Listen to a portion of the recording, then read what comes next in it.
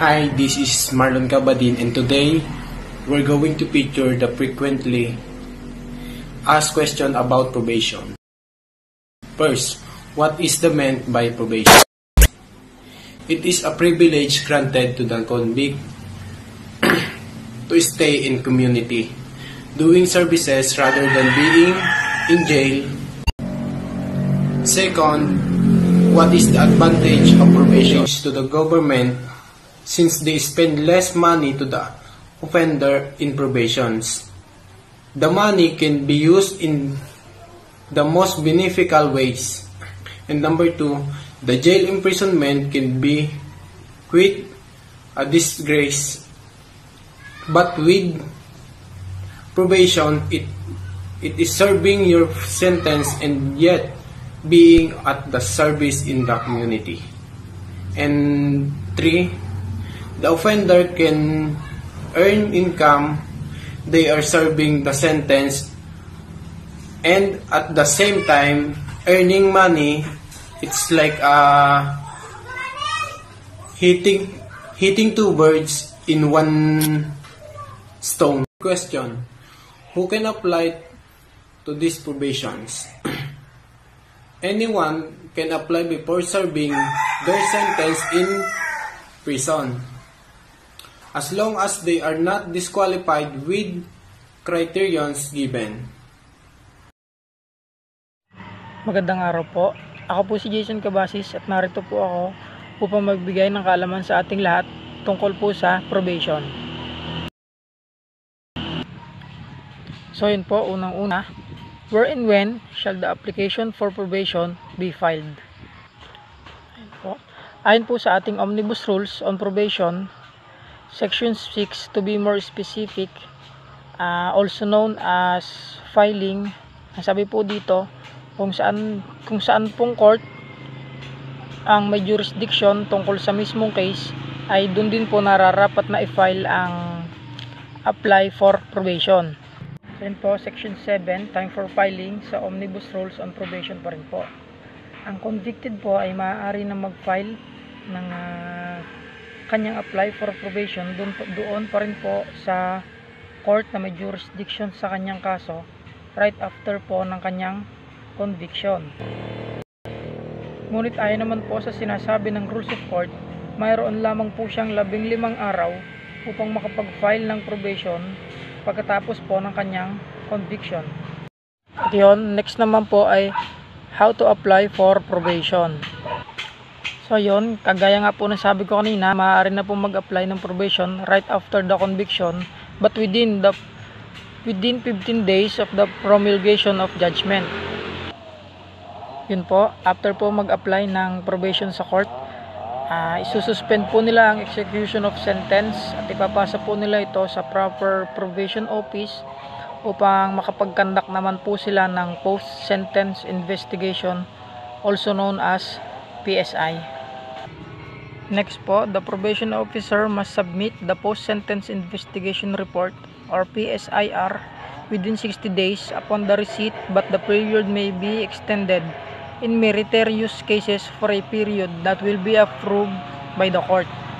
Last po, pending the submission of the PSIR in the resolution of the application, the defendant may be temporarily released under the bail or be released on recognizance of a responsible member of the community. Yun lamang po. Ako po muli si Jason Cabasis. Maraming salamat po. I am Jolly Cueto, third-year criminology student of Batangas State University, Arasop na Sugbu. And I am here to give you some information about the Probation Law of the Philippines, also known as PD 968 and amended by RA 100707. First question: may an accused who appealed the conviction apply for probation on remand of the case to the trial court?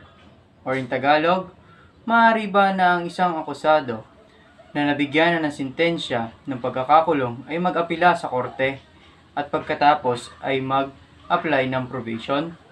According to Republic Act 10707, Section 1, amending the Section 4 of PD 968, also known as the Probation Law of 1976. Section 4, Grant of Probation, provided that when a judgment of conviction imposing a non-probationable penalty is appealed or reviewed, and such judgment is modified through the imposition of a probationable penalty, the defendant shall be allowed to apply for probation based on the modified decision until the decision becomes final. May dalawang choices na maaaring piliin ng defendant. Ang una ay pag-a-appeal sa korte upang mababaan ng sentensya. Pangalawa ay ang probation. Sinasabi o nakasaad sa Section 1 ng Republic Act number 10707, maaaring mag-apply ng probation ang defendant kahit nakapag-appeal na siya. Kung nung una ay ang kanyang sentensya ay more than 6 years or non-probationable. Nakasaad dito na kapag ang iyong sentensya ay more than 6 years, disqualified ka na. Pero kung nag-appeal ka at nabago ang bumaba ang iyong maximum penalty, maaari ka nang mag-apply ng probation. Second question, may an accused in a joint trial apply for probation even if the other co-accused appealed their conviction?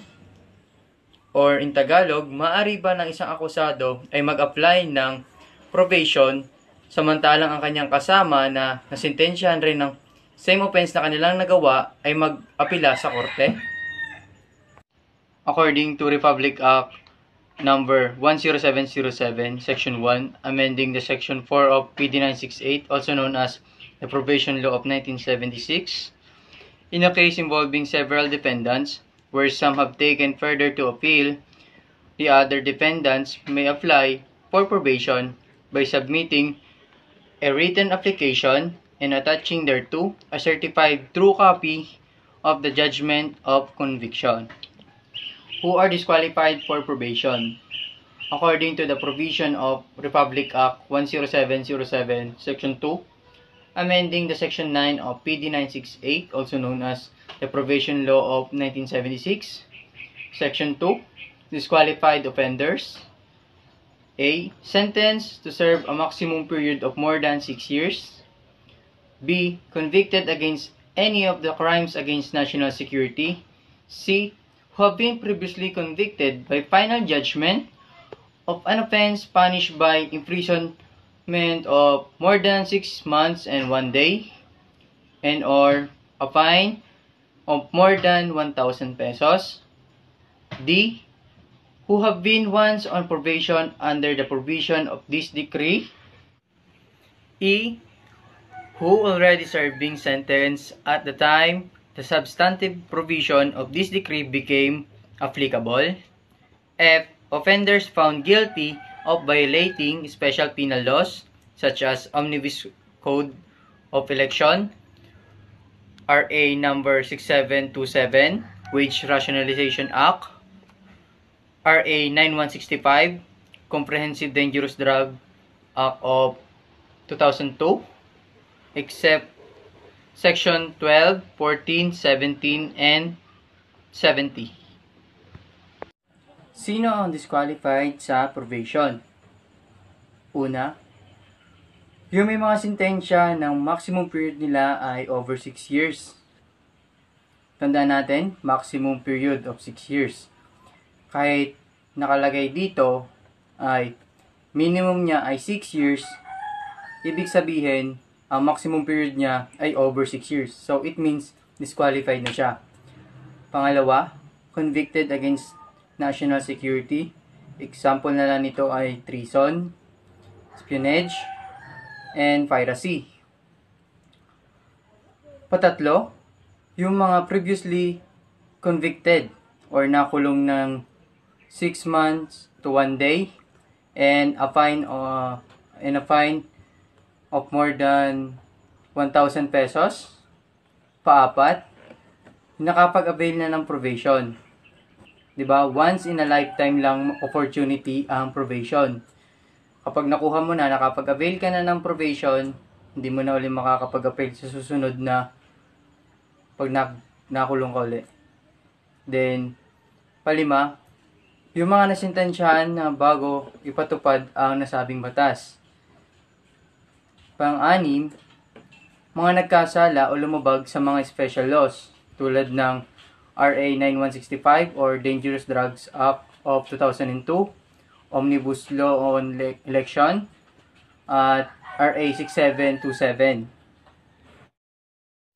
Hi, I'm Marvin P. Mamparo, BS Criminology 3101, and I'm here to share some information about the probation law of the Philippines. Okay, let's start. Question: are all qualified convicted person automatically entitled to probation? No.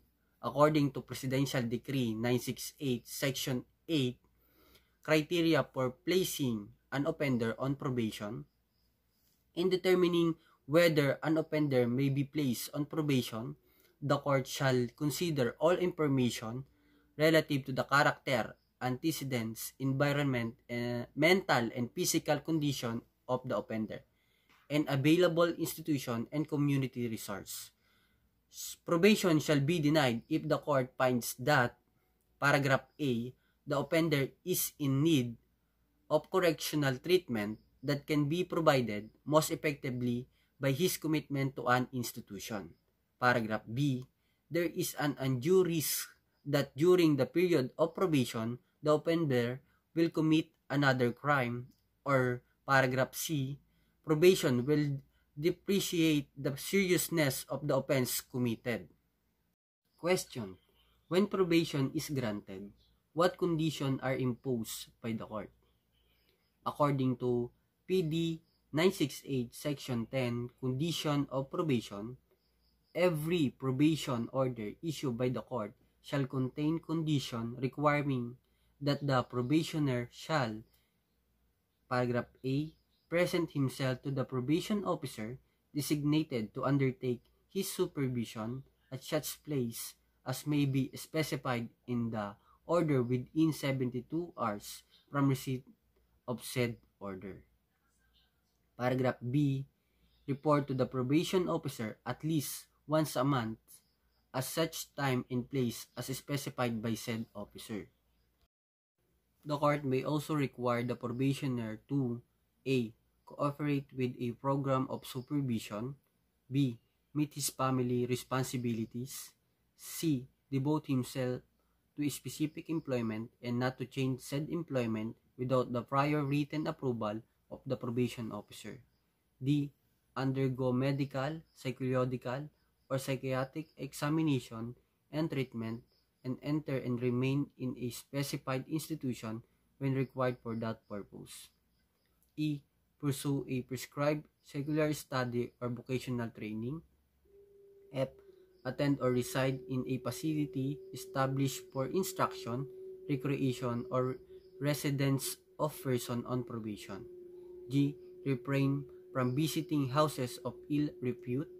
H, abstain from drinking intoxicating beverages to excess. I, permit the probation officer or an authorized social worker to visit his home and place of work. J, reside at premises approved by it and not to change his residence without its prior written approval. Or K, satisfy any other condition related to the rehabilitation of the dependent and not unduly restrictive of his liberty or incompatible with his freedom of conscience. Question: how long is the period of probation? Based on Presidential Decree 968 Section 14, period of probation, paragraph A, the period of probation of a dependent sentence to a term of imprisonment of not more than 1 year shall not exceed 2 years, and in all other cases, said period shall not exceed 6 years. B, when the sentence imposes a fine only and the offender is made to serve subsidiary imprisonment in case of insolvency the period of probation shall not be less than nor be more than twice the total number of days of subsidiary imprisonment as computed at the rate established in Article 39 of the Revised Penal Code of the Philippines as amended. Okay, next question. May the offender be released while the application for probation is pending? Upon the discretion of the court, the probationer may be released. Under the Section 13, Effects and Filing on Receipt, under the Omnibus Rules on probation, the trial court may, upon receipt of the application filed, suspend the execution of the sentence imposed in the judgment. Paragraph B, pending the submission of the PSIR or the PPA Form number 3 and the resolution on the application, the applicant may be allowed for temporary liberty. Take note, temporary liberty under his bail filed in the criminal case, provided that in the case where no bail was filed or the applicant is incapable of filing bail, the trial court may allow the release of the probationer or the applicant on recognizance of the custody of responsible member of the community, who shall guarantee his appearance whenever required by the trial court. Sa madalit sabi, maaari pong makalaya or ma-release ang isang applicant of probation sa pamamagitan po ng ng bail or pagpiyansa sa kanyang criminal case. At kung hindi man makapagpiyansa or walang kakayahang makapagpiyansa ang applicant, ay bibigyan ng trial court na pahihintulutan ng trial court ang pag-release ng applicant upon recognizance of the responsible member of the community, kung saan meron isang miyembro ng komunidad, may miyembro ng komunidad na mag-guarantee ng kanyang appearance if this is required by the trial court. Merong magmamasid or may magbabantay sa kanyang appearance sa kung saan man komunidad siya belong. The next question is, what happens to a probationer if the conditions of probation are violated? The probation officer investigates the alleged violation, and if it is established, a report is submitted to the court. Depending upon the nature and seriousness of the violation, there can be modification of the conditions or revocation of probation by the judge. There is also the possibility of arrest, including the criminal prosecution of probationer in the event of commission of another offense. The revocation proceeding is summary. If the court finds the probationer guilty of serious violation of the condition of probation, the offender may be ordered to serve the original sentence imposed. Take note, the offender may be ordered to serve the original sentence imposed. Next question, how many times can one be granted probation?